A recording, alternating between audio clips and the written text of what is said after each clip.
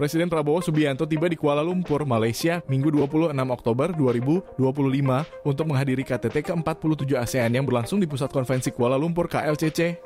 Kedatangannya disambut langsung oleh Perdana Menteri Malaysia Anwar Ibrahim dengan jabat tangan dan pelukan hangat sebagai simbol persahabatan antar negara.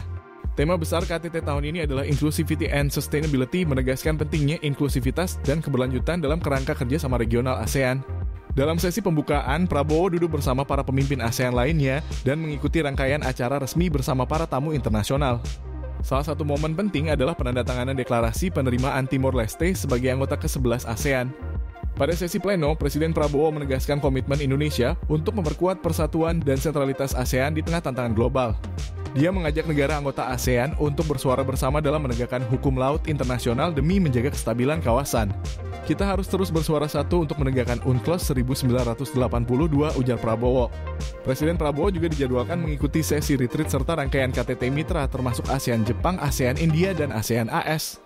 Kehadiran Indonesia di forum ini menunjukkan keberanian dan komitmen untuk aktif dalam diplomasi kawasan dan global.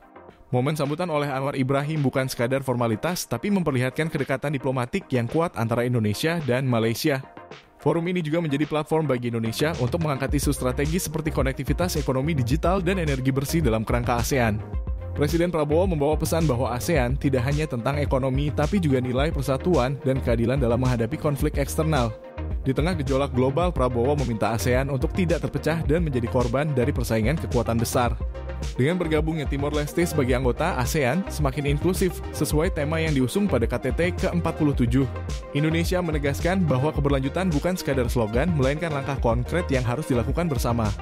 Beberapa momen hangat tertangkap ketika Presiden Prabowo bersalaman dengan Sultan Brunei dan pemimpin lainnya.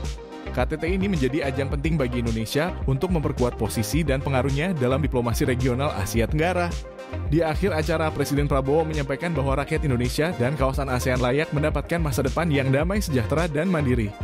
Dengan penuh optimisme, ia menutup dengan pesan bahwa persatuan ASEAN adalah kunci untuk menjawab berbagai tantangan dan memperkuat solidaritas kawasan.